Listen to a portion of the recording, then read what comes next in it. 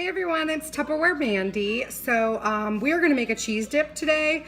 Sean wanted to use the crock pot, that's what he usually does, but I'm like, nope, we have to use Tupperware. So I'm going to start it by browning the sausage and the hamburger. So sorry, my sausage is in a roll, using my Tupperware knife to cut that open. So I'm just going to dump this into my smart steamer. I love browning hamburger and stuff in the smart steamer. It's the best. And then we also have hamburger. I love these containers. I buy my hamburger in bulk, usually in like 5-pound containers, and then exactly 1 pound fits in these. So I don't have to like weigh it anymore. I used to like get it and take it out and have to weigh every single pound before I would put it in the freezer, but now I don't. So I just dump that in. Ta-da! Look, no staining either. I mean, it's got some color on it, but I can rinse. Like as soon as I rinse it off, you can see no stain. I love these so much. So then I'm just going, I put that in there, so I'm just going to kind of like squish it all up with my saucy spatula. This is exciting, isn't it? So exciting. Okay. So typically in my microwave, it's 1100 watts. So I typically do about 8 minutes per pound of meat. So I've got, is the sausage a pound that's in the roll? I don't know. So as you can see, I've got that all in there. So I'm gonna go ahead. I'm actually gonna start, usually only do a pound at a time. So instead of 8 minutes though, I think I'm gonna go ahead and put it in for 12 minutes. We'll see you in 12 minutes. So while I'm waiting on the meats to brown, I was gonna go ahead and use the amazing can opener to open the cans, but as you can see, my husband already did it and put these aside. But I want to say I love the can opener. It goes on the top, goes all the way around. It releases the seal versus cutting it, so you get no food, look at that, no food or anything in there. On a regular can opener, you get food and stuff in there, and how many times do you wash your can opener? No, you put it right back in the drawer. So you've got cat food in there, tuna in there, ooh, lots of gross stuff. It also gets the metal shavings in your can and stuff, and I love these because, see, not sharp whatsoever. It's amazing. I love the can opener. Plus, super great for left-handed people. Me, Sean, Isabel, we're all lefties. We break regular can openers after a while, not even a while, after like a week or two, they don't work anymore. This one is ambidextrous, so anybody can use it easily because it goes on the top.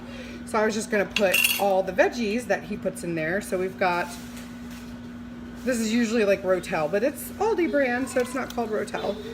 So put those in there.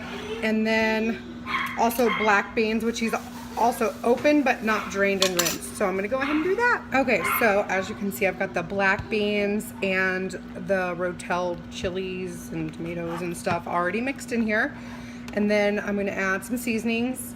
I love the spice holder so much. So we have these little ones, but then they also, hang on. I'm not using a big one, but they also come in these larger ones too. So love them so much. Keeps my cabinets organized. Just love it. And they stay fresh for so long. So a little bit of cayenne pepper. Got some garlic. I got the toddlers acting crazy behind me. And see, it has two different lids there. So works out nicely. And some garlic powder. And I'm gonna mix that up. Yum, yum, yum. I'm like seriously dieting, so I can't even eat any of this cheese dip, but my family loves it so much. It's so yummy. Okay, so the meats are done browning in the microwave. So with the smart steamer, obviously I've kind of played with the time because I usually only do a pound of meat. So we'll see if I have to put it back in or not. You can always cook something more. You can't uncook something. However, in the steamer, I've never overcooked anything. I think because the food is actually being cooked with steam. So, I mean, I'm not sure, but I've never overcooked anything. So, but always want to do like the lowest time possible because you can just put it back in. So, and then of course you always want to open the lid away from you because all that steam, you don't want that in your face. Oh! It looks great. Oh, it smells really good. Hamburger and sausage together. Smells delicious. So, yeah, it looks amazing. You can see that. Ta-da! Oh, I had a little bit, maybe too much water in there. That's okay. I'm just gonna sit this on its lid over here and show you, look at all that gross stuff that cooked out of it. Ugh. It's so nice to be able to brown hamburger and sausage and not have to like drain it in the sink afterwards, because then I don't know, I feel like it gets more out when it's like cooking it out and it's draining as it cooks. So much better. So I'm just gonna stick that in there. Ugh. Okay, so now I'm going to use the pressure cooker to actually cook the dip. Typically with this dip, Sean puts everything in the crock pot after he's browned the hamburger. I wanted to put everything in here together, but he kind of freaked out about it.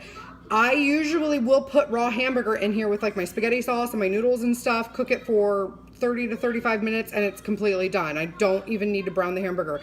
His biggest concern was the grease. I don't understand where the grease goes, but when I do that with my spaghetti, it's not greasy. So I buy like cheap hamburger usually because I'm cheap. So I usually buy like it's like 70-30 from Aldi, and I don't know where the grease goes. So I'm gonna go ahead and dump my hamburger into there, my hamburger and sausage. So we'll put that in there.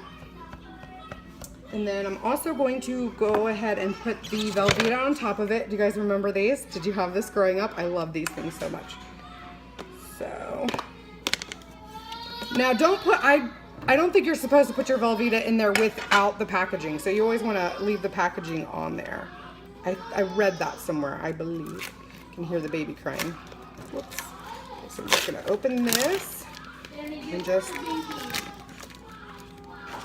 plop that right in there. Yay. So healthy.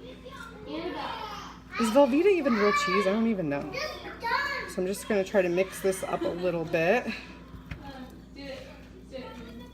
Yeah, I'm not sure what Velveeta is made out of. It's kind of weird that it's like not refrigerated. Obviously after you open the package though and you have it in your little Velveeta keeper, you probably want to refrigerate it. We only buy it though for this dip, and we use the whole thing for the dip, so I never have it like left over. Okay, and then I'm going to, as you can see, I've like mixed that up like that, and then I'm going to dump this over top. Now with the pressure cooker, it's like a big rule that you need to have some liquid covering everything in there. Now, like the tomatoes and stuff is pretty liquidy, but I am gonna still go ahead and add a little bit of beef broth. Don't tell Sean, because I told him I was gonna do that and he like flipped out. I don't make this dip. Usually he makes it. This is like one of his like 3 things that he makes. But I can't get him to jump on the Tupperware bandwagon. He really wanted to pull out that crock pot. I don't even keep it in the kitchen anymore. It's like in the garage or in the crawl space or something, because I never use it. Well, my can's a little bent, so we'll see how this goes, but I get to demonstrate the can opener now. So you just put this on there, close the legs, and spin it around. Oh yeah, dented can, not making a difference whatsoever. So ta-da. And again, not sharp, super cool. So like I said, I'm just gonna put a little bit of this on top just to cover it. Typically, like if I do spaghetti, I used to use beef broth, but lately I've just been using a little bit of water, and it comes out perfect. I can't even tell the difference. So as you can see, I've got it all in there, all covered. Ta-da! Okay, and then I am going to put the lid on, and then you just spin it, put that down, and ta-da!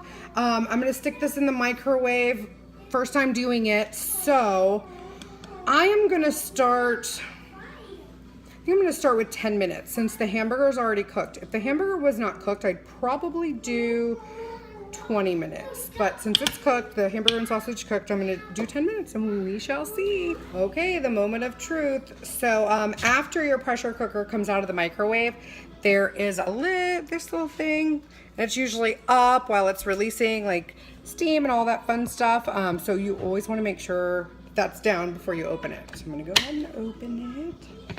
Let's see here.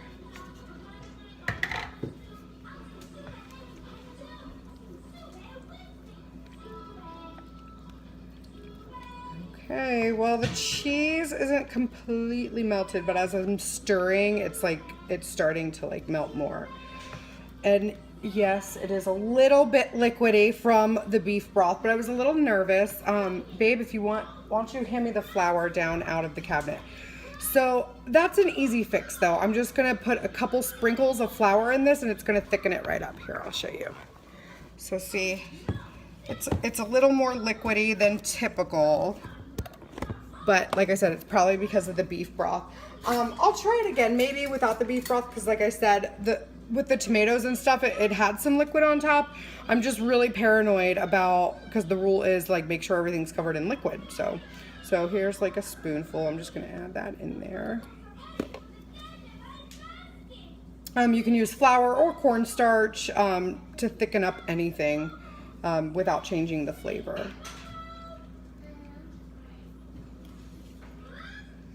So, yay, this is exciting watching me stir this, isn't it?